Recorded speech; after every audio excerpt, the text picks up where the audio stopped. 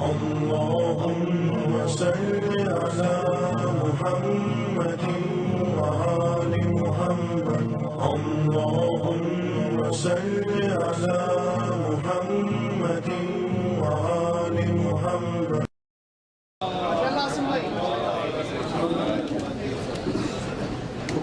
Lastly, we have the privilege of having Agha Ali Murtaza Zaidi amongst us, and he will be giving a lecture. I would request you all to welcome him with a loud salawat, please.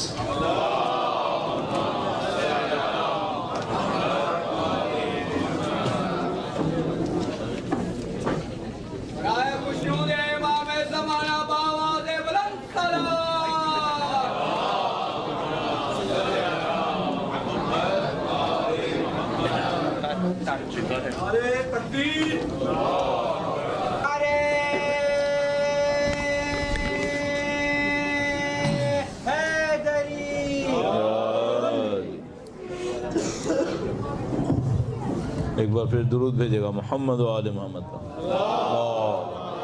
صلی علی محمد و آل محمد وعجل. اعوذ باللہ من الشیطان الرجیم. بسم اللہ الرحمن الرحیم. الحمد للہ رب العالمین والصلاة والسلام علی سید الانبیاء والمرسلین حبیب الہ العالمین ابی القاسم محمد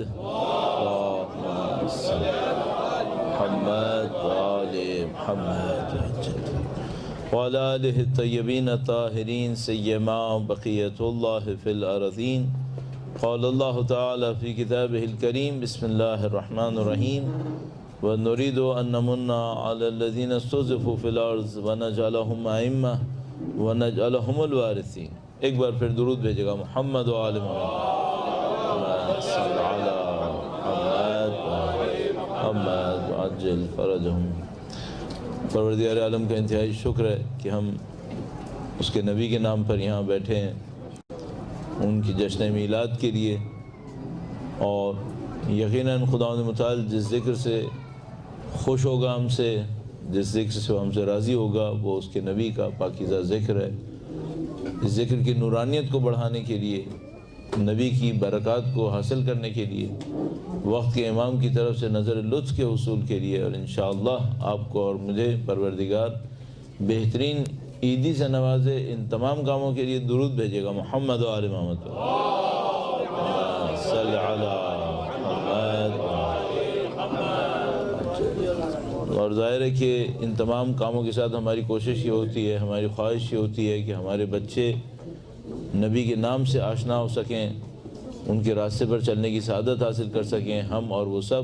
تو ایک بار پھر ان تمام بچوں کی کامیابی کے لیے کہ انشاءاللہ یہ نبی کے راستے پر چل سکیں، درود بھیجے گا محمد و آل محمد.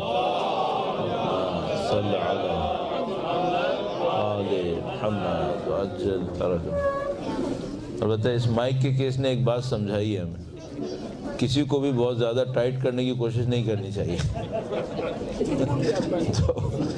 تو معاملہ خراب ہو جاتا ہے. تو بچوں کے معاملے میں بھی میرے خیال میں ایسے ہی ہوگا، آپ بہت زیادہ ٹائٹ ان کو کرنے کی کوشش نہ کریں. اور ایک بہت خوبصورت بات ہے کہ اللہ کی خوبیوں کو، اللہ کی محبت کو اور اس کے نبی کی محبت کو اگر ہم بیان کرتے جائیں تو یہ دلوں کو جذب کرنے کے لیے بہت زیادہ ہوتی ہے. شاید اس سے زیادہ کہ ہم بچوں کو اس سے ڈرائیں کہ اگر یہ نہیں کریں گے تو کیا ہوگا، اگر یہ بتائیں کہ اللہ اور اس کا نبی ان کو کتنا چاہتا ہے تو ہم زیادہ اچھے فائدے حاصل کر لیں گے. تو پہلا پوائنٹ تو یہی ہو گیا کہ ہمیں اللہ کے نبی کی محبت کو درک کرنا ہوگا، اللہ کی محبت کو درک کرنا ہوگا. اور اس سلسلے میں بڑے خوبصورت تجربات ہوتے ہیں انسان کو کہ اگر نبی کی محبت کو سمجھنے کی کوشش کریں تو ہم کیا کریں، نبی کی عنایات کو سمجھنے کی کوشش کریں. میں اسی پوائنٹ سے فائدہ اٹھاتے ہوئے پہلے اللہ کے نبی کی محبت کو بیان کرنے کی کوشش کروں گا. درود بھیجے گا محمد و آل محمد پر.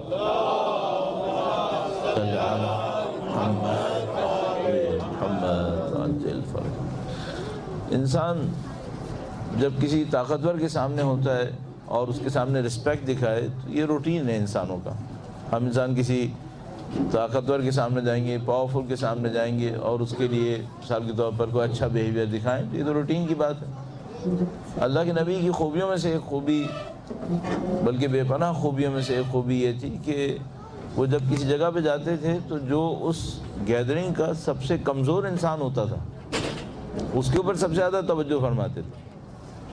ایک دفعہ کہیں پہ تشریف لے گئے اور وہاں پہ کچھ لوگوں کی گیدرنگ تھی، اور اس گیدرنگ میں انہوں نے سب لوگوں کو سلام کیا، ان سے ملے، تو ایک آدمی بہت پیچھے موجود تھا، اور اللہ کے نبی نے دیکھا کہ وہ تھوڑا سا اپنے آپ کو چھپانے کی کوشش بھی کر رہا ہے، تو وہ پیچھے بھی ہے، چھپانے کی کوشش بھی کر رہا ہے، تو تھوڑا اللہ کے نبی نے احساس کیا کہ شاید کانفیڈنس کی کمی ہے، نہیں معلوم کیا احساس کیا۔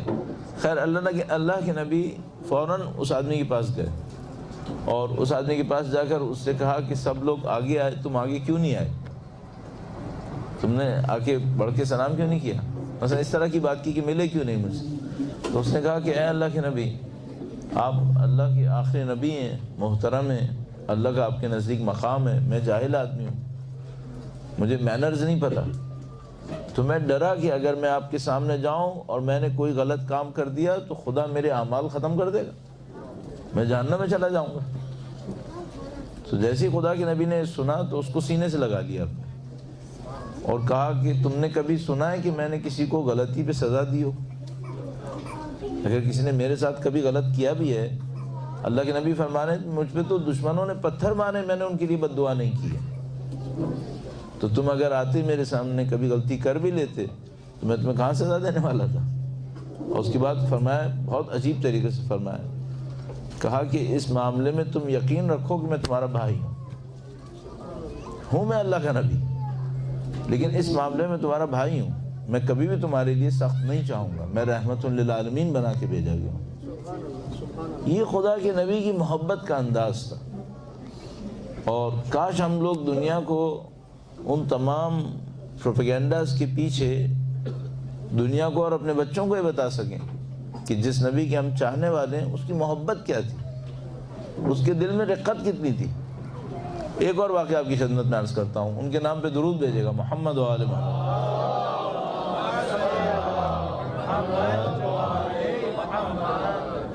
اور یہ خود بہت امپورٹنٹ ہے، اللہ کے نبی لوگوں کو یاد دلاتے تھے کہ میں رحمت للعالمین بنا کے بھیجا گیا ہوں۔ خدا کی صفت صرف ایک رحمت تو نہیں ہے، خدا کی صفت ایک عدل بھی ہے، تو وہ انہوں نے کیوں نہیں کہا کہ میں عدل للعالمین بنا کر بھیجا گیا ہوں؟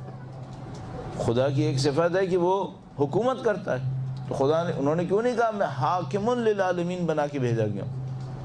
انہوں نے کہا کہ نہیں، میں خدا کی صفت رحمت کا مظہر بنا کے بھیجا گیا ہوں، میں رحمت للعالمین بنا کے بھیجا گیا ہوں۔ بڑا خوبصورت ایک مکالمہ ہوا ایک دفعہ پروفیسر قرار حسین صاحب کے یہاں۔ پروفیسر قرار حسین صاحب، آپ میں سے کچھ لوگوں کو ان کا نام یاد ہوگا، بڑے نفیس آدمی، ایجوکیشنلسٹ تھے اور وائس چانسلر بھی رہے کوئٹہ یونیورسٹی کے، مختلف ادبی حلقوں میں ان کا نام تھا، اکیڈمکس میں بہت مشہور۔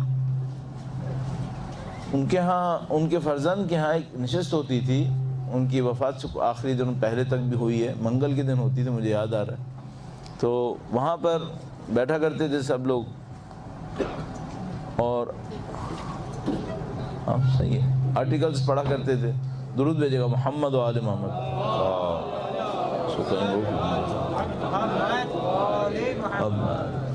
کچھ لوگ آرٹیکلز پڑھتے تھے، وہ اس پہ کمنٹس کرتے تھے، تو کسی نے ایک دفعہ اسی طریقے سے نبی کی ذات پر ایک آرٹیکل پڑھا تو بات رحمت للعالمین پر آئی، تو وہاں کسی نے ایسے ہی سوال کر لیا کہ پروفیسر صاحب، اللہ کے نبی کی رحمت کا دائرہ کتنا تھا، کتنی وسیع تھی اللہ کے نبی کی رحمت؟ بہت خوبصورت ایک جملہ انہوں نے ارشاد فرمایا، کہا جہاں بھی خدا رب العالمین تھا وہاں نبی رحمت للعالمین، جہاں جہاں خدا رب العالمین تھا وہاں نبی رحمت للعالمین، اتنی وسعت۔ اور اللہ نے اپنی تمام اوصاف میں سب سے بڑی صفت رحمت قرار دی، فرمایا کتب علی نفسہ رحمہ، اس نے اپنے اوپر رحمت کو لکھ دیا۔ اب یہ رحمت کس طرح سے تھی؟ مثلا ایک واقعہ میں نے آپ کی خدمت میں عرض کیا، ایک اور واقعہ، اللہ کے نبی تشریف فرما دے، اور یہ ہمارے بچوں کے لیے بہت امپورٹنٹ ہے، بہت اچھا رہتا ہے ان کو پتہ چلے کہ بھائی کس طریقے سے بیہیو کرتے ہیں۔ آج کل کے ظاہر دنیا کے اندر بہت اچھی کوالٹیز سامنے آئی ہیں، انسان ہمیشہ سے ایسے نہیں تھے، انسانوں نے بہت ڈارک ایجز گزارے ہیں، اور اب مثلا الحمدللہ کچھ اینیمل رائٹس کے بارے میں بھی، ہیومن رائٹس کے بارے میں بھی اس پولیٹیکل مس یوز سے ہٹ کر بہر پازیٹیو ڈیولپمنٹس ہوئی ہیں. لیکن یہ کب کی بات ہے؟ 1400 سال پہلے. اللہ کے نبی تشریف فرمائے، ایک آدمی آیا اور اس کے پیچھے پیچھے ایک چڑیا وہ گھومتی ہوئی آ رہی تھی، اس کے سر پر منڈلا رہی تھی. اللہ کے نبی نے دیکھا اور اس آدمی سے کہا کہ کیا ماجرا ہے؟ تو کہنے لگا کہ میں اس کے چڑیا کے گھونسلے میں سے انڈے لے کر آ گیا ہوں، جو کوئی پرندہ تھا اس کے گھونسلے میں سے لے کر آ گیا ہوں. آپ تصور کیجئے، حاکم ہے، وہ ہیڈ آف دا اسٹیٹ ہے مثلا، اور ایک چڑیا کے بے چین ہونے پر ان کا دل تڑپ رہا ہے. کہنے گے کہ یہ کیوں کیا تم نے؟ تم دیکھتے نہیں اس کی یہ پرندہ کتنا اذیت کے اندر ہے، جاؤ واپس رکھ کر آؤ. قبول نہیں کرتے تھے کہ انسان کی کسی غلطی سے ایک جانور کو ہی اذیت کیوں نہ ہو، جانور بھی چڑیا جیسا. اب میں روایتوں کو جب نکالتا ہوں دیکھتا ہوں بعض اوقات عجیب و غریب روایات ہیں. ایک دفعہ، اب یہ بہت عجیب سی بات ہے، شاید سنانے کے لیے اتنی اچھی نہ ہو، کہیں سے گزر رہے تھے، وہاں پہ انہوں نے دیکھا کہ ایک گدھا بندھا ہوا ہے اور اس کی حالت بہت خراب ہے، بہت کمزور. گدھا تھا یا اونٹ تھا، بندھا ہوا تھا، اس کی حالت بہت خراب تھی، بہت کمزور ہو رہا تھا. تو پوچھا یہ اس کا کیا معاملہ ہے؟ کہا کہ یہ بیمار ہو گیا ہے اور اس سے اب کوئی سامان نہیں اٹھتا ہے. تو کہا کہ اگر بیمار ہو گیا، سامان نہیں اٹھتا، اس کو جنگل میں چھوڑ دو، اس کو یہاں پہ کیوں رکھا ہوا ہے؟ یہ بیچارہ بھوکا پڑا ہوا ہے یہاں پہ، اس کو جنگل میں چھوڑ کر آؤ. آپ تصور کریں ہم کس کے بارے میں بات کر رہے ہیں؟ ہیڈ آف دا اسٹیٹ کے بارے میں بات کر رہے ہیں. 1400 سال پہلے کوئی جانتا تھا حقوق کیا ہے، رائٹس کیا ہیں؟ یہ اب ہم لوگ یہاں الحمدللہ تھوڑی بہت ڈیولپمنٹ ہوئی ہے. کاش ہم ان باتوں کو جانتے ہوتے. یعنی ہم نے اگر کام کیا ہوتا اپنے دین کے اوپر، اپنی تعلیمات کے اوپر، تو ہم اس وقت دنیا میں ان تمام باتوں کے چیمپئن سمجھے جاتے. کہ ان لوگوں نے 1400 سال پہلے یہ باتیں کی بھی لیکن چھپ گئیں، ان باتوں کو ہم مینٹین نہیں کر سکے، سمجھا نہیں سکے. یہ تو اللہ کے نبی کی رحمت ہوئی. اب ذرا حکمت دیکھیے گا. ایک واقعے کے اندر تھوڑی سی حکمت عرض کرتا ہوں. درود بھیجے گا محمد و آل محمد.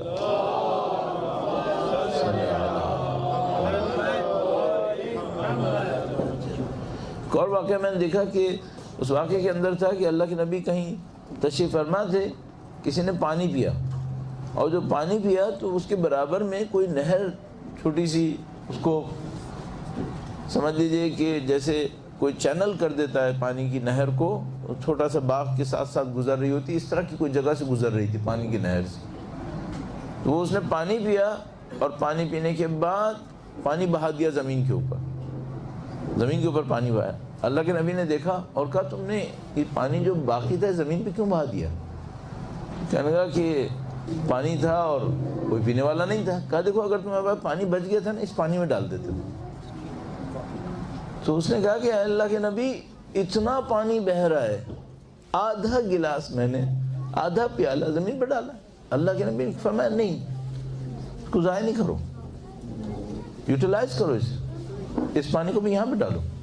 اس کو زمین میں ڈالنے کا کیا فائدہ ہوا؟ بہت احتیاط فرماتے تھے، چھوٹی چھوٹی چیزوں میں احتیاط کرتے تھے. ایک واقعہ، مجھے کچھ پروجیکٹس چونکہ میں رن کرتا ہوں، اس پروجیکٹس کو سپروائز کرتا ہوں، تو اس میں مجھے بڑی ہمت ملتی ہے ایک واقعے کو دیکھ کر کہ اللہ کے نبی کس طریقے سے چھوٹی چھوٹی باتوں پر، جس کو ہم لوگ آج کے زمانے میں پرفیکشن کہتے ہیں، اب اس کو پروڈکٹیوٹی اور ایفیشنسی بھی کہہ سکتے ہیں، توجہ فرماتے تھے. مثلا ایک واقعے کے اندر لکھا ہے کہ ایک آدمی قبر بنا رہا تھا. قبر جو ہے وہ اگر سخت زمین کے اندر ہو تو اسے آپ کو برکس نہیں لگانی ہوتی، صرف اوپر ایک سلیب لگا دیتے ہیں اگر سخت زمین ہو. اگر زمین نرم ہو تو اس کے اندر ڈر ہوتا ہے کہ پھر اس کی والز کہیں ایسی کولیپس نہ کر جائیں. تو اس میں اگر نرم زمین ہوتی ہے تو پھر اس میں سائڈ میں بھی برکس لگانی ہوتی ہیں، وال ٹائپ کی بنانی ہوتی ہے. اور ظاہر ہے مدینے کی زمین نرم ہوگی، صحرائی زمین تھی، ڈیزرٹ ٹائپ کی تھی. تو کوئی دیوار بنا رہا تھا، تو جو دیوار بنا رہا تھا اس نے ایک اینٹ کے اوپر اینٹ رکھی. اللہ کے نبی نے دیکھا اور اس سے کہا کہ دیکھو اینٹ کے اوپر اینٹ صحیح سے رکھو. ذرا سا اس نے ٹیڑھا کر دیا تھا، برک کے اوپر برک رکھی تھی لیکن ذرا سی ٹیڑھی تھی. تو اللہ کے نبی نے کہا کہ اس کو سیدھا کرو. تو وہ جو بنا رہا تھا وہ کہنے لگا کہ اے اللہ کے نبی یہ قبر کی دیوار ہے، گھر کی دیوار نہیں ہے، یعنی یہ کسی کو نظر نہیں آئے گی. ابھی ہم اس دیوار کے اندر مردے کو رکھیں گے, اوپر سے سلیب رکھیں گے, پھر مٹی ڈال دیں گے, کسی کو کہاں نظر آئے گی؟ اور اتنی سی ٹیڑھی اگر ہوئی تو دیوار گرے گی نہیں, دیوار تو کھڑی رہے گی. تو اللہ کے نبی نے فرمایا کام صحیح کرو چاہے قبر کی دیوار ہی کیوں نہ ہو, کام صحیح کرو. کتنی خوبصورت بات ہے, کام صحیح کرو چاہے قبر کی دیوار ہی کیوں نہ ہو. محمد والے محمد بآواز بلند سلام.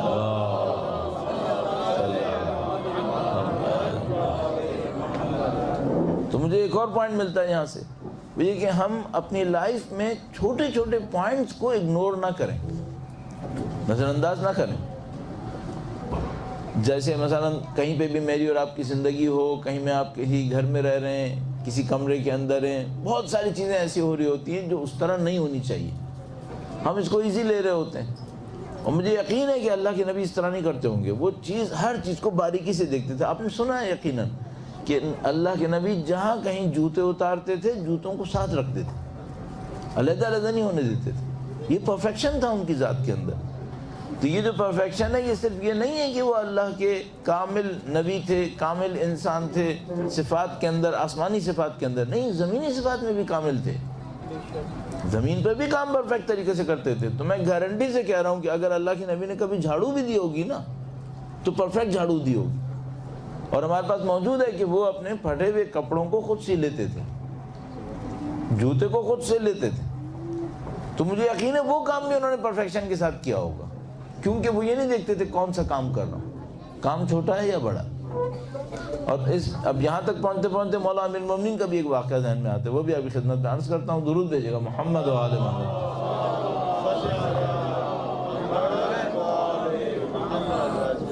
اب تک 2 پوائنٹس ہائی لائٹ ہوئے نبی کی سیرت سے. نمبر 1 ان کی رحمت, کائنڈنس, اور نمبر 2 کام میں پرفیکشن, اور چھوٹے کاموں میں پرفیکشن. بڑے کاموں کی بات نہیں ہو رہی, چھوٹے چھوٹے کاموں کے اندر. تو 2 پوائنٹ یہاں پہ اہل بیت کی سنت سے میرے ذہن میں آتے ہیں. ایک تو یہ تھا, البتہ اس میں یہ 2 پوائنٹ نہیں ہے اس واقعے کے اندر, لیکن وہ جوتے ٹانکنے کی بات آئی تو مجھے اچانک یاد آ گیا. مولا امیر المومنین تشریف فرما تھے ایک موقع پر, ان کی ذات پہ درود بھیجے گا محمد و آل محمد.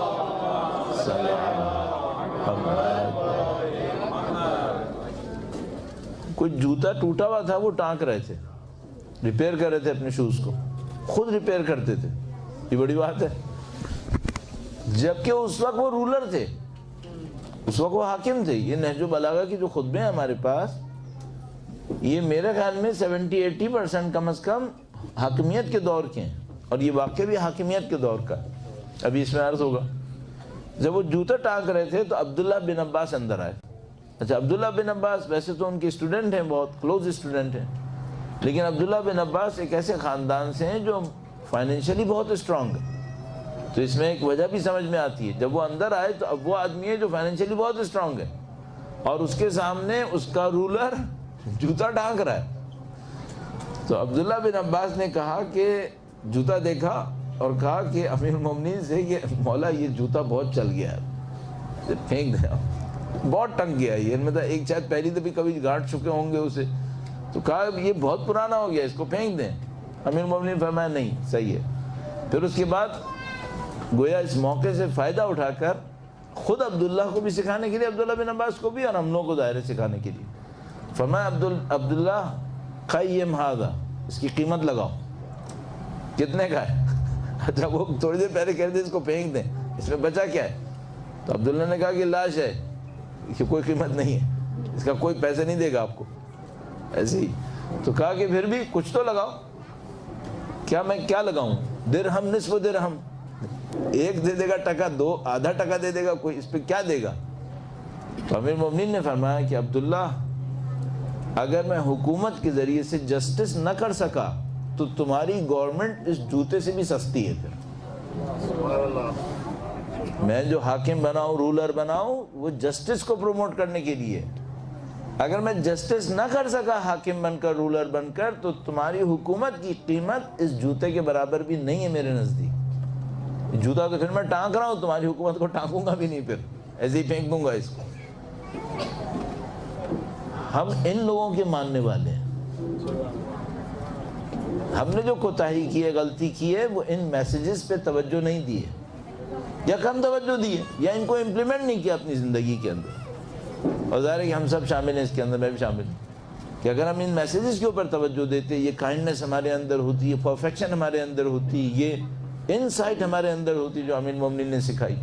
اب اس پرفیکشن کے واقعے کے اوپر تھوڑا سا واقعات کا دوں، مصائب کا حصہ ہوتا ہے ویسے تو، لیکن مصائب کا ذرا میں حصہ نہیں بنا، صرف پک کرنا چاہ رہا ہوں. درود بھیجے گا محمد و آل محمد.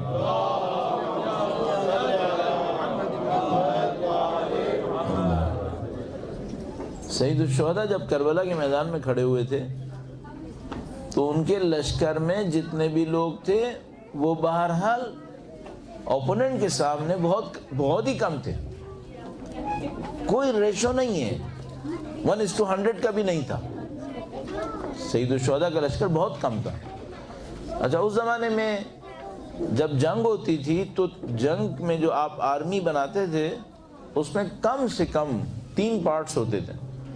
ایک کو وہ لوگ کہتے تھے کہ یہ اس کا ہارٹ ہے، سینٹر بالکل، جس کو قلب کہتے تھے، اور ایک رائٹ سائڈ جو کہ میمنہ کہلاتا تھا، اور ایک لیفٹ سائڈ جو میسرہ کہلاتا تھا.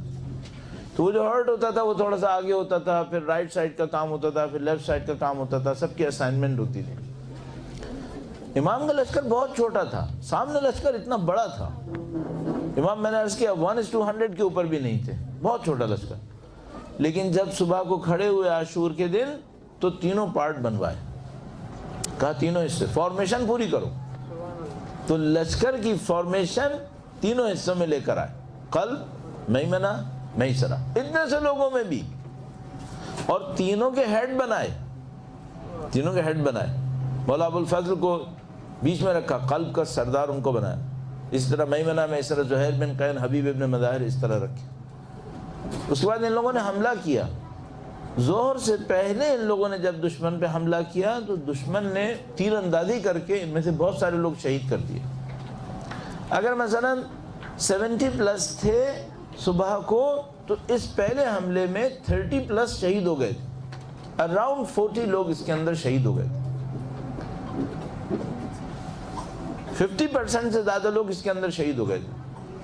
یہ لوگ جب اتنے لوگ مارے گئے پہلے اٹیک کے اندر تو یہ لوگ واپس آئے فارمیشن کرنے کے لیے، واپس آئے سید الشہداء کے خیمے کے سامنے، دوبارہ فارمیشن کرنے لگے. مجھے خوبصورتی پہلے میں بھی نظر آتی ہے کہ انہوں نے فارمیشن کو اپنے ختم نہیں کیا، اور ایسے نہیں کیا کہ ایسی موب کی طرح اٹیک کیا، نہیں، ایک ریگولر فارمیشن کے ساتھ گئے. پھر جب دوبارہ 30+ شہید ہو گئے تھے، بہت کم رہ گئے تھے، اب بھی موب نہیں کیا، کہ ہم دوبارہ اس کی فارمیشن لے کر آتے ہیں. سید الشہداء نے اس موقع کے اوپر ان سے کہا کہ نہیں، اب ہم لشکر کے اوپر حملہ نہیں کریں گے، بلکہ ہمارا ایک آدمی جا کر ان پہ حملہ کرے گا. اس میں بھی امام کی ٹیکٹکس تھی، اور بہت سادہ سی بات ہم مسائل میں تو شاید ذکر نہ کر پائیں، لیکن اس میں کیا تھا، امام چاہتے تھے ہر ایک انسان کی ڈگنیٹی سامنے آئے، بریوری سامنے آئے، اسکلز سامنے آئے. دشمن یہ نہ کہہ سکے مجھے پتہ نہیں چلا میں نے ابو الفضل کو شہید کر دیا، یہ نہ کہہ سکے. ایک آدمی اکیلا جائے. پھر دوسری بات یہ کہ سید الشہداء چاہتے تھے ہسٹری کا ریکارڈ جو ہے وہ بڑھے، ورنہ تو جنگ 1 گھنٹے میں ختم ہو جاتی. سید الشہداء نے کم لوگوں کے ساتھ جنگ کو عصر تک چلایا، اور سید الشہداء چاہتے تھے کہ اتنا ہسٹری میں ڈیٹیلز ہوں کہ کوئی اس کو ڈینائی نہ کر سکے. آج تک کربلا باقی ہے، آج تک میں اور آپ ان واقعات کو ذکر کر رہے ہیں ایک شہید کے، کیونکہ ہمیں ڈیٹیلز پتہ چل گئے ہیں. اگر یہ اکٹھے نہیں جاتے ہم ریکارڈ بھی نہیں کر سکتے تھے، کسی کو پتہ ہی نہیں چل سکتا تھا. اس خاندان، عظیم الشان خاندان کی عظمت پہ درود بھیجے گا محمد و آل محمد.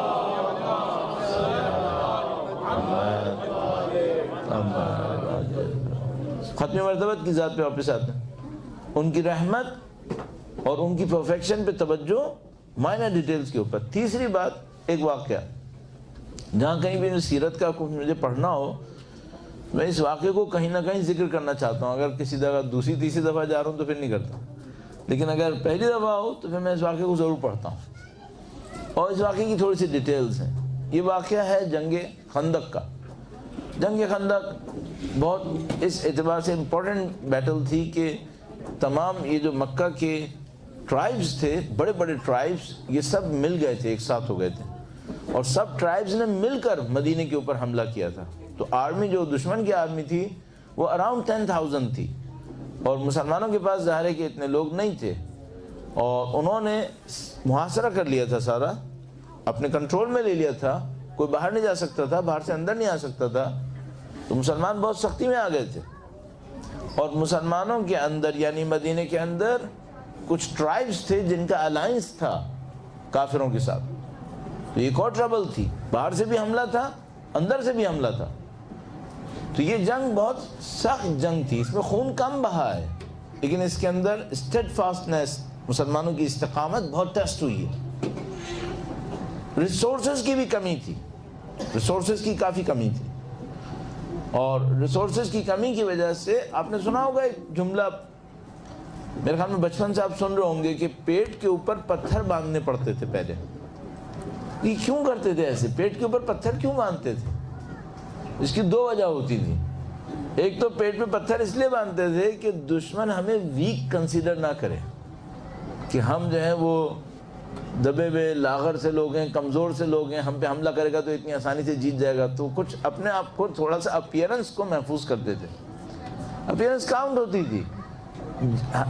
بوڑھوں کے لیے بھی جنگ میں جاتے وقت کلر کرنا مستحب ہے، کہ اپنی داڑھیوں پہ کلر کرنے. پتہ نہیں ہم لوگوں کے یہاں کس نے سکھا دیا کہ کلر ریڈ کر دیتے ہیں، وہ تو اور پتہ چل جاتا ہے بوڑھا آدمی ہے.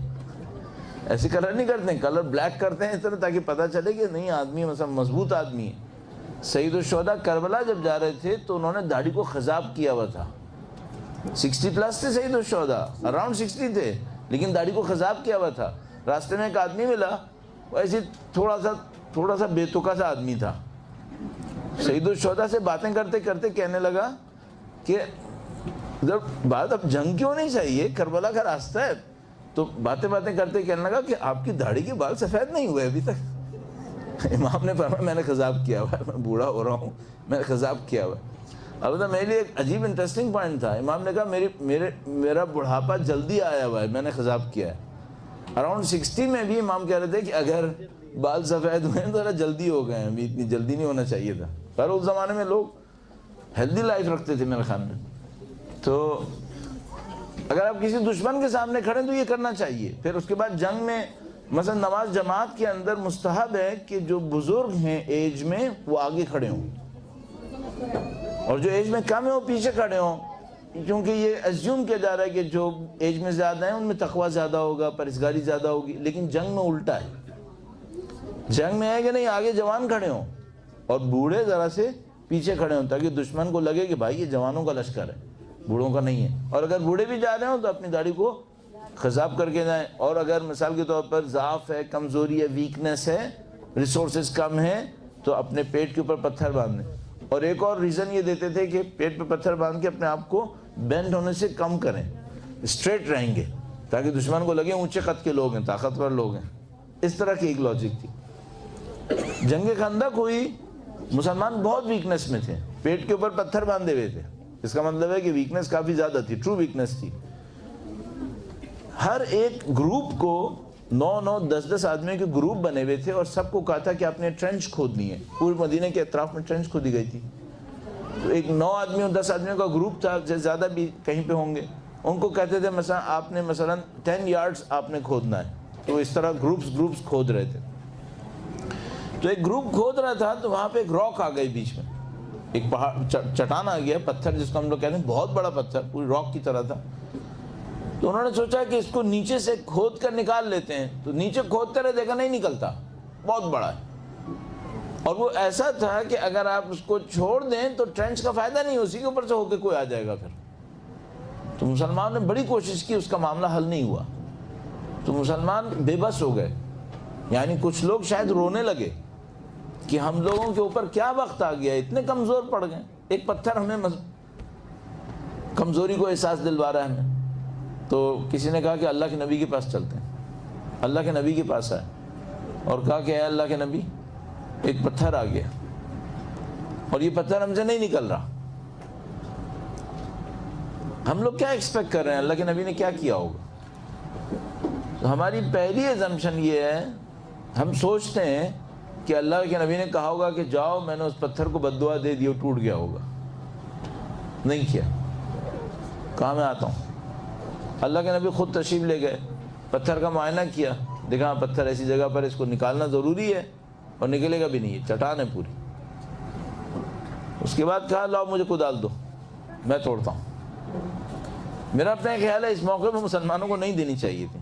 اللہ کے نبی سے کہتے اگر توڑنی ہے تو ہم توڑیں گے پھر سے, لیکن بہرحال شاید مسلمان بہت ہی کمزور پڑ گئے ہوں گے. اللہ کے نبی نے کدال لی اور کدال ماری. واقعے سے کیا سمجھ میں آتا ہے؟ پتھر ٹوٹا ہوگا یا نہیں ٹوٹا ہوگا؟ نہیں ٹوٹا. اور ظاہر ہے آپ کو بھی اندازہ ہو گیا, اگر ٹوٹتا تو میں آپ کو واقعی کیوں سناتا پھر. نہیں ٹوٹا ہوگا. اگر نہیں ٹوٹا ہوگا تو مسلمانوں کی ہمت کا کیا ہوا ہوگا؟ وہ تو ڈپریس ہو گئے ہوں گے کہ بھائی ہم تو مارے گئے, ہم سے نہیں ٹوٹا معاملہ, کچھ نہیں, اللہ کے نبی سے بھی نہیں ٹوٹا. یہ تو یہ شیطان نے ڈالا ہے شاید, پتہ نہیں کتنے لوگوں نے تو کیا کچھ سوچ لیا ہوگا. اللہ کے نبی نے ایک عجیب جملہ فرمایا. اس زمانے جب یہ ایونٹ ہو رہا تھا تو مکہ دنیا کی گلوبل پاور کے میپ میں کوئی پوزیشن نہیں رکھتا تھا. دنیا میں 2 گلوبل پاورز تھیں اس وقت, سپر پاورز 2 تھیں, ایک پرشیا تھی, ایک روم تھی. مکہ پاور نہیں تھی. مکہ ایک ریجنل اتھارٹی تھی, اور یہاں پہ کوئی آپ کو پتہ ہے سینٹرلائزیشن نہیں تھی, یہاں پہ ٹرائبل ایشوز تھے. تو گلوبل سینیریو میں ان کا کوئی نام نہیں تھا. گلوبل سینیریو میں 2 سپر پاورز تھیں, ایک روم اور ایک پرشیا. ایک کا سینٹر ایران تھا, دوسرے کا سینٹر ترکی میں تھا. ظاہر اس وقت کرسچنس کے ہاتھ میں تھا. اللہ کے نبی نے جب یہ سنا, جب یہ دیکھا کہ پتھر مارا کدال کے اوپر, کدال مارا پتھر کے اوپر, نہیں ٹوٹا پتھر, تو آپ نے دیکھا ہوگا جب لوہے کو پتھر پہ مارتے ہیں تو چنگاریاں نکلتی ہیں. اللہ کے نبی نے فرمایا کہ میں ان چنگاریوں کی روشنی میں دیکھ رہا ہوں کہ روم فتح ہو جائے گا. اسلام روم کو فتح کر لے گا. ابھی کوئی پوچھنے والا کیا پوچھے کہ روم تو بعد میں فتح ہوگا ہی, پتھر تو نکلے پہلے. اس کو میں کیا کہوں؟ اس کو میں کہوں گا ارادہ, اس کو میں کہوں گا یقین. اگر ہم حق پر ہیں تو ہم کم نہیں ہیں, ہم صحیح ہیں. اگر ہم حق پر ہیں تو ہم اسٹرانگ ہیں. کیوں ہمیں ایسا ہے کہ ہم اسٹرانگ ہیں اگر ہم حق پر ہیں؟ کیونکہ اگر ہم حق پر ہیں تو خدا ہمارے ساتھ ہے, پھر ہم کیوں ڈریں؟ اور یہ وہ طاقت تھی جو اللہ کے نبی کی ایمان کی طاقت تھی. وہ جب پتھر کے اوپر کدال ماری, نہیں ٹوٹا, چنگاری نکلی, کہا میں تمہارے ہاتھوں, اسلام کے ہاتھوں روم فتح ہوتا دیکھ رہا ہوں. پھر دوبارہ کدال لیا, دوبارہ مارا, پھر بھی نہیں ٹوٹا. وہ کہا کہ ان چنگاریوں کی روشنی میں پرشیا فتح ہوتے دیکھ رہا ہوں. تیسری دفعہ جب مارا تو وہ پتھر ٹوٹ گیا. لیکن میں سوچا تھا اس سے پہلے پتہ نہیں کتنے مسلمان ہل چکے ہوں گے کہ یہ کیا ہو گیا ہمارے ساتھ. اللہ کے نبی کے ایمان میں اتنی بھی کمی نہیں. یہ ایمان چاہیے. اگر ہم حق پر ہیں, ہمارا کام صحیح ہے, ہم کیوں ڈریں؟ پھر کام کرو. اگر صحیح کام کریں گے, حق کے لیے کام کریں گے, پلاننگ کے ساتھ کام کریں گے, ڈرنے کی ضرورت نہیں. خدا کا کام ہے فتح دے. نہیں بھی ہوا, ہم نے اپنی ڈیوٹیز کو تو پورا کر دیا نا. اور امام خمینی ایک بہت عجیب جملہ فرماتے تھے, وہ کہتے تھے ہمیں ریزلٹس کے لیے رسپانسبل نہیں کیا ہے, ہمیں ایفرٹس کے لیے رسپانسبل کیا ہے. ایفرٹس کرو, کام کرو اپنا. تو آپ جب بھی کوئی کام کرنے لگیں, آپ کے سامنے آڈز ہیں, آپ کے سامنے ایونٹس اچھے نہیں ہو رہے ہیں, اچھی خبریں نہیں مل رہی ہیں, اپنے ایمان کم نہیں کرو, کام کو اچھے طریقے سے انجام دیتے رہو. خدا کبھی نہ کبھی رزلٹ دے گا. آج نہیں دے گا تو کل دے گا, کل نہیں ہوا تو قیامت کے دن دے گا, لیکن خدا ضائع نہیں ہونے دے گا. قرآن کریم میں جگہ جگہ کئی جگہ فرمایا ہے خدا تمہارے اعمال کو ضائع نہیں ہونے دے گا. تو جو بھی یہ سوشل ایشوز کے اندر کام کرتے ہیں ان کے ساتھ یہ پرابلم بہت آتی ہے. ایک ٹائم ہوتا ہے ویکنس کا ہوتا ہے, ایک ٹائم ہوتا ہے اسٹرینتھ کا ہوتا ہے. اسٹرینتھ کا کام وقت ہوتا ہے تو ہم لوگ ایروگنٹ ہو جاتے ہیں, ویکنس کا ٹائم ہوتا ہے تو ڈپریس ہو جاتے ہیں، اور یہ کیوں ہوتا ہے؟ اس ایمان کی کمی کی وجہ سے۔ اور اس میں پھر مولا امیر المومنین کا ایک فرمان اور عرض کروں گا، درود بھیجے گا محمد و آل محمد۔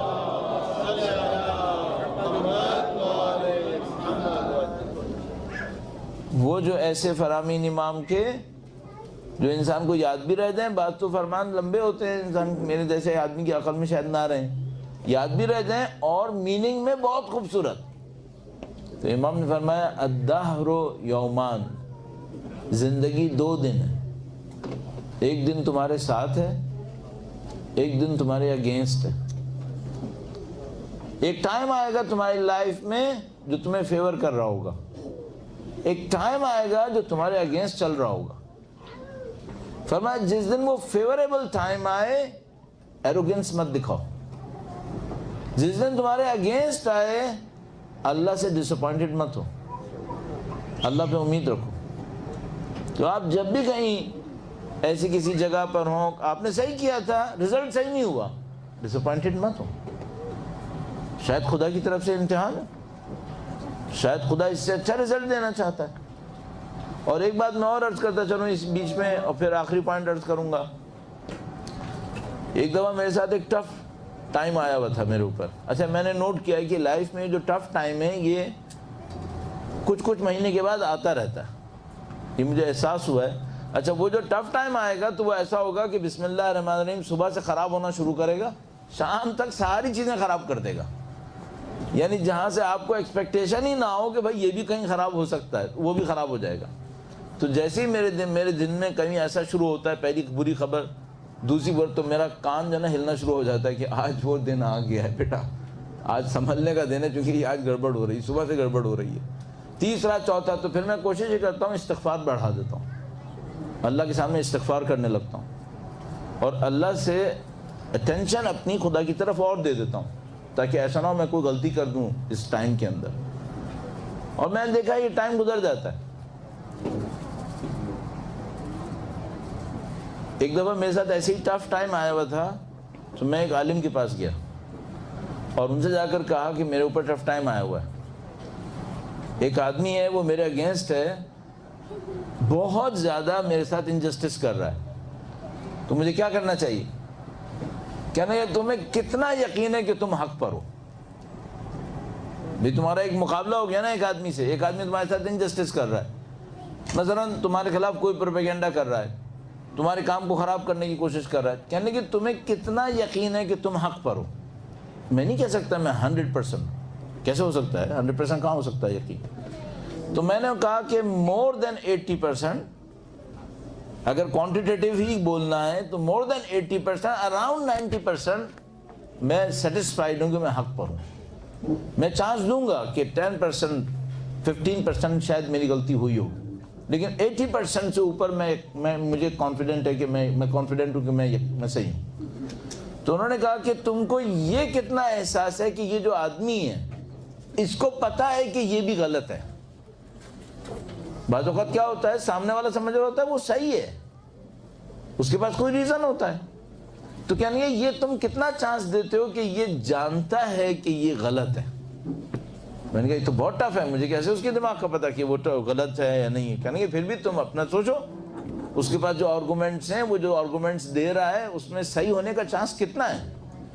اور کتنی جگہیں ایسی ہیں جہاں تمہیں پتا ہے کہ 100% یہ آدمی جھوٹ بول رہا ہے؟ مثلا فرض کریں وہ آدمی کہہ رہا ہے کہ بھائی اس نے میرے سامنے یہ گناہ کیا ہے، اب 100% نہیں کیا تم نے، کہنے کہ اتنا کتنا چانس ہے؟ تو میں نے کہا کہ میں ایزیوم کرتا ہوں کہ 50-60% کم از کم اس کو پتا ہے کہ میں یہ جھوٹ بول رہا ہے، 30-40% میں اس کو مارجن دوں گا کہ ایزیوم کر رہا ہوگا کہ میں نے غلط کیا، لیکن 50-60% میں کانفیڈنٹ ہوں کہ اس کو پتا ہے یہ جھوٹ بول رہا ہے۔ تو کہنے کہ بس میں تم کو پھر ایک خبر دیتا ہوں، تم اس موقع پہ کوئی غلط کام نہیں کرو، تم صبر سے گزار لو، چونکہ یہ خدا کا نظام ہے کہ اگر تمہاری عزت حق پر رہنے کی وجہ سے کم ہو تو اس کا مطلب ہے خدا کوئی بہت بڑا انعام دینے والا۔ اگر تمہاری عزت حق پر رہنے کی وجہ سے کم ہو، ایک دفعہ میری غلطی سے کم ہوتی ہے، نعوذ باللہ میں نے فراڈ کیا، ایک دفعہ کم ہوتی ہے میں نے کوئی شوبازی کی، غلط کام کیا، اس کی وجہ سے میری عزت کم ہو گئی، تو پھر تو ڈیزرو کر رہا ہوں نا میں۔ فرمایا اگر تم حق پر ہو، سامنے والے کو پتہ ہے تم حق پر ہو، پھر بھی تمہاری بے عزتی کرتا ہے، فرمایا اب تمہیں خوشخبری دوں گا میں کہ تمہیں خدا متعال کوئی نہ کوئی بہت بڑا انعام دینے والا ہے، اس کو کراس کرو، اسے گزار جان دو، کچھ مت کرو۔ ایک دفعہ یہ ہوا تو مجھے اس کے بعد ایک اور دفعہ ایک واقعہ ہوا جو اس سے بھی زیادہ خطرناک ہوا، اس میں بھی میری عزت کا معاملہ انوالو ہوا، تو مجھے سمجھ میں آیا کہ خدا متعال نے اہل بیت اطہار سلام اللہ علیہ مجمعین کو اتنا عظیم الشان مقام کیسے دیا ہے۔ وہ اپنی عزت سے گزرے ہیں، ظاہری عزت سے۔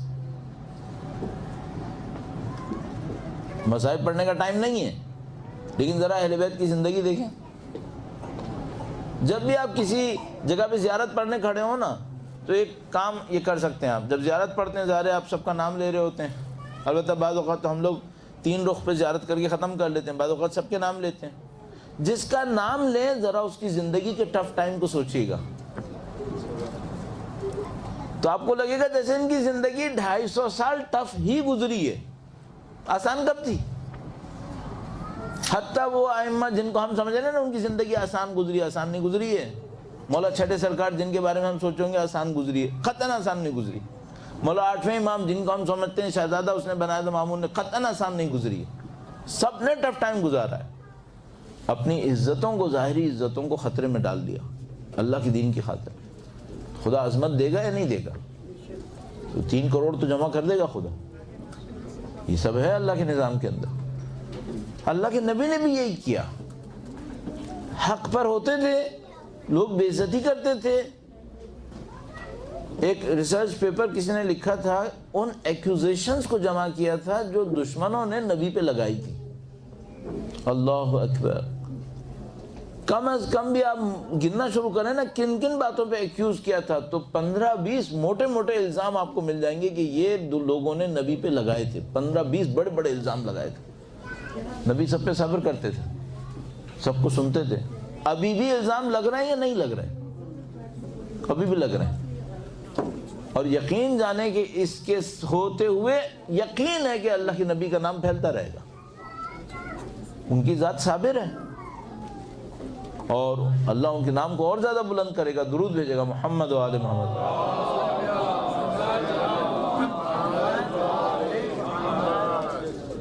تو پہلا پوائنٹ تھا ان کی مرسی، رحمت، کائنڈنس۔ دوسرا پوائنٹ تھا پرفیکشن پہ توجہ، چھوٹے چھوٹے پوائنٹس پہ توجہ۔ تیسرا پوائنٹ تھا کہ ان کا خدا پہ ایمان، خدا پہ یقین، سخت وقت میں گھبراتے نہیں تھے۔ چوتھا پوائنٹ بہت ہی عجیب پوائنٹ ہے، اور آپ جانتے ہیں شاید تیسرے پوائنٹ کے اندر قربانی کے طور پہ آپ اس کو سمجھ بھی چکے ہیں۔ اللہ کے نبی نے جب جنگ خندق ہوئی اور وہ ان کا پہلوان عمرو بن عبد ود آیا، اس نے للکارا مسلمانوں کو، کون ہے جو مجھ سے لڑے گا میں اس کو جنت میں بھیجوں۔ وہ ٹانٹنگ بھی کر رہا تھا کہ آؤ لڑو میں تم کو جنت میں بھیجتا ہوں۔ تو اب مسلمان خاموش تھے۔ امیر المومنین تشریف فرما ہوئے، کہا میں جا کے لڑتا ہوں، کہا رک جاؤ، کوئی رہ جائے گا؟ تو ایک بات تھی کہ جس وقت امیر المومنین تشریف فرما ہو رہے تھے، یہ ٹائم کیسا ٹائم تھا، کتنا کریٹیکل ٹائم تھا۔ کریٹیکل ٹائم یہ تھا، تھوڑا سا ہم اس کو انالیسس کرتے ہیں۔ ہم سب جانتے ہیں، ہم سب کو پتہ ہے کہ امیر المومنین نہ ہوں تو سیدہ طاہرہ کا کوئی کفر نہیں تھا، سلام اللہ علیہ، درود بھیجے گا محمد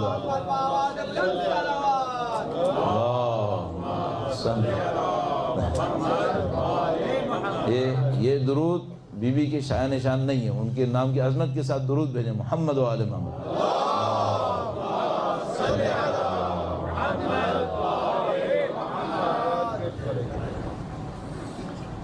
بی بی کے نام میں اتنی عجیب تاثیر ہے، انسان ان کے فضائل بھی بولتا ہے تو رونا آتا ہے، ایسا عجیب ان کا وجود مقدس کہ انسان ان کا ذکر عظمت کے ساتھ کرتا ہے تو رونا آتا ہے۔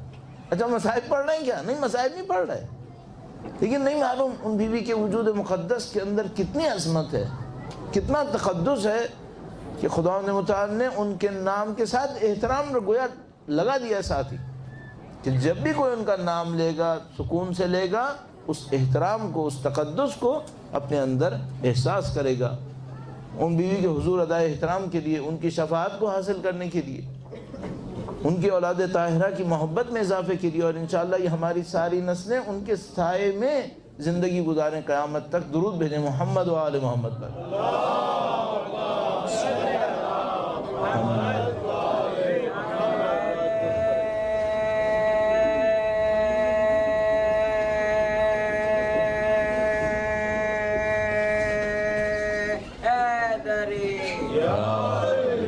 ٹائم ختم ہو گیا؟ کچھ کہنا چاہ رہے ہیں؟ ایک منٹ رکیے گا، درود بھیجے گا محمد والے۔ 5-6 منٹ میں ختم کر، ٹھیک ہے؟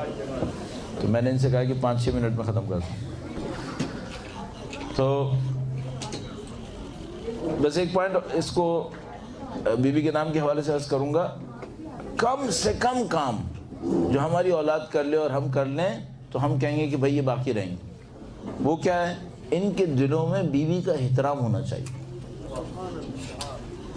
اگر ان کے دلوں میں، ہمارے بچوں کے دلوں میں بنت رسول اللہ کا احترام رہ گیا نا، یہ بچے گمراہ نہیں ہوں، یہ ہدایت پہ رہیں۔ تو اگر خدا نہ کرے نعوذ باللہ ایسا ہو کہ ہمارے بچے کچھ نہ سمجھ سکیں، تو کم سے کم بیوی کا نام جانتے ہو، ان کے نام کا احترام جانتے ہو۔ تو یہ جو میں اور آپ کرتے ہیں، جب ان کا نام لیتے ہیں، کبھی کوئی تھوڑا سا سر جھکا لیتے ہیں، کبھی کوئی ایک درود بھیج دیتے ہیں، آپ کم سے کم یہ اپنے بچوں کو ضرور سکھائیں۔ محمد والے محمد بآواز بلند سلام۔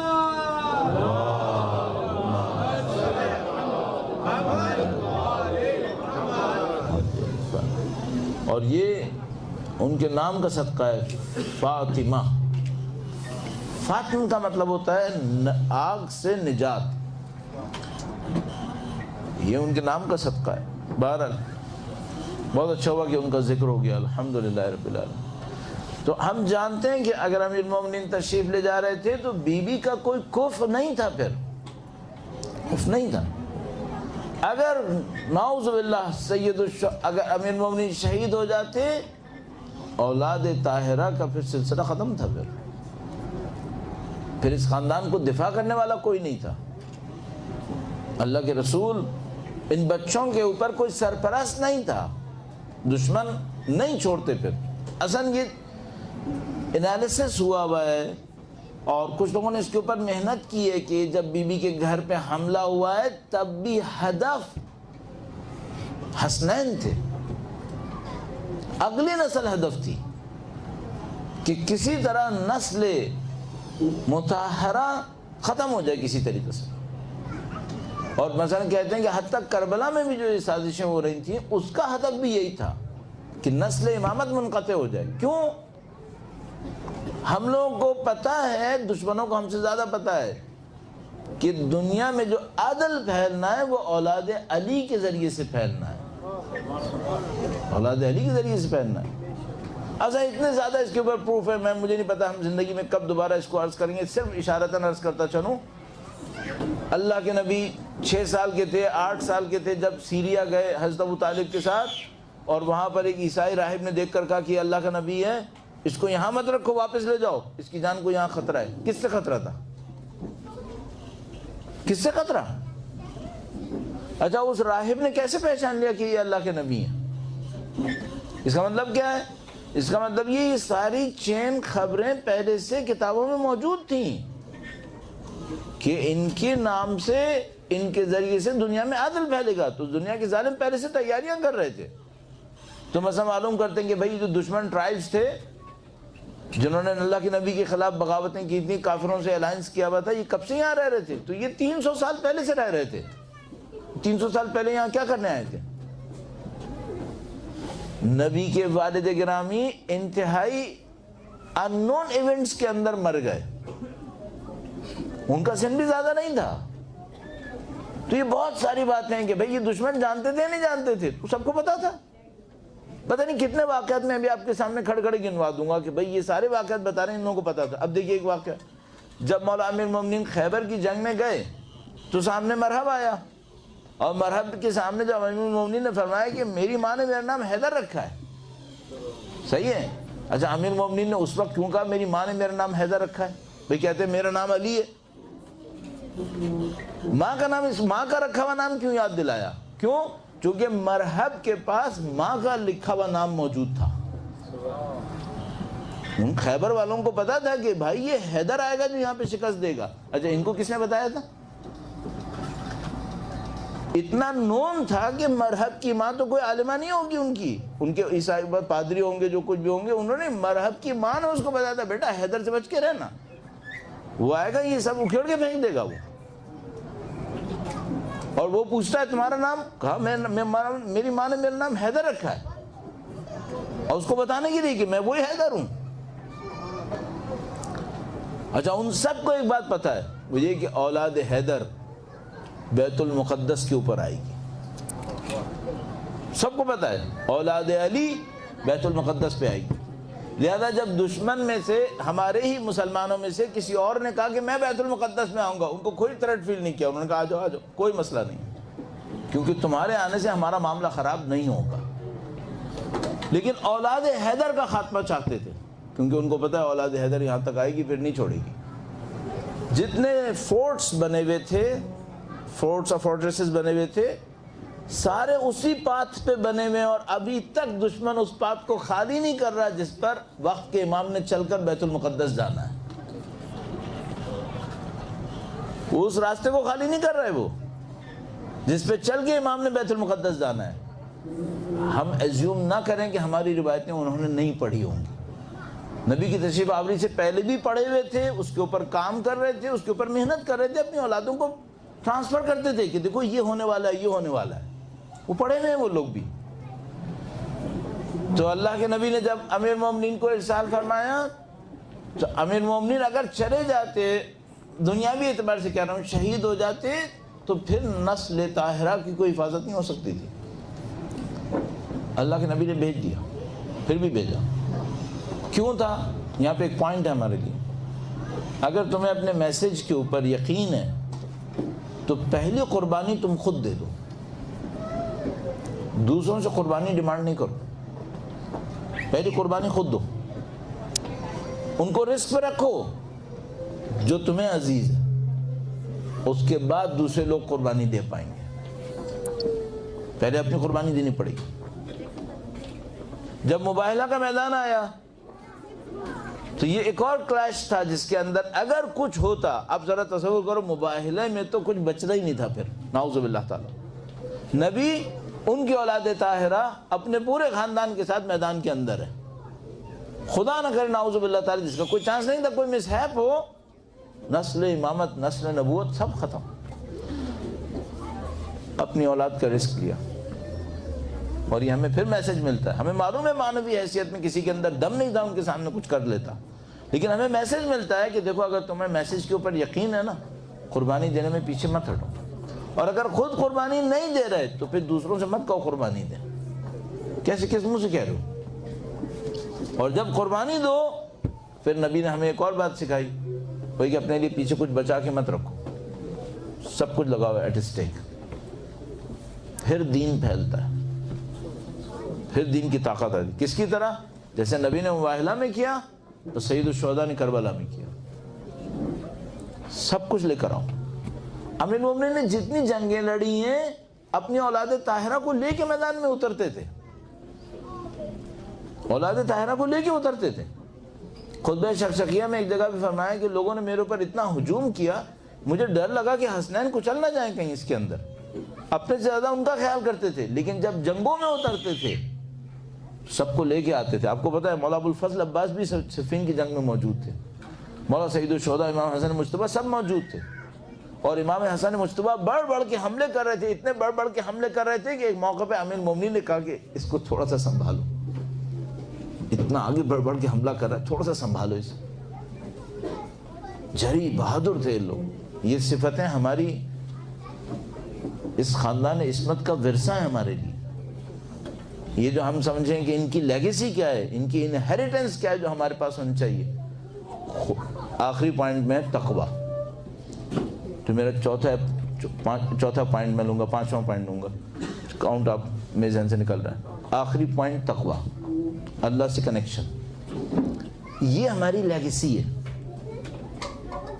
ہم جس دین کے ماننے والے ہیں اس نے ہمیں یہ انہیریٹنس میں دیا، اس نے ہمیں دولتیں طاقتیں نہیں دی ہیں، لیکن ہمیں یہ دیا، اور اس کے ہوتے ہوئے ہمارے پاس کسی دولت اور طاقت کی کمی نہیں ہوگی اگر ہم اس کو استعمال کر رہے ہوں گے۔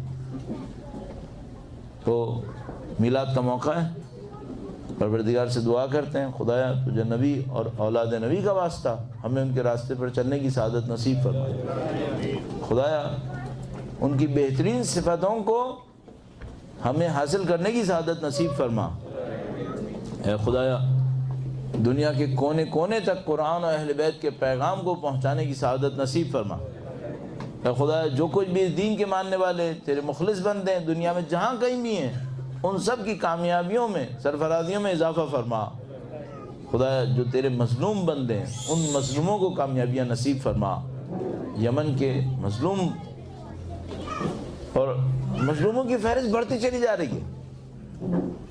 25 سال پہلے 30 سال پہلے جب میں نیا نیا طالب علم بنا تو ہم لوگ دعا کرتے تھے خدا ایران و عراق میں امن نصیب فرما، پھر اس کے بعد لبنان کا مسئلہ بڑھا اس کو دعا کرتے تھے، پھر شام کا مسئلہ بڑھا اس کو دعا کرتے تھے، افغانستان میں ہوا اسے دعا کرتے تھے، پاکستان میں مظلوموں کی فہرست بڑھ رہی ہے، لیکن خوشی اس بات کی ہے کہ مظلوموں کی کامیابیاں بھی بڑھ رہی ہیں، الحمدللہ مظلوموں کی کامیابیاں بڑھ رہی ہیں۔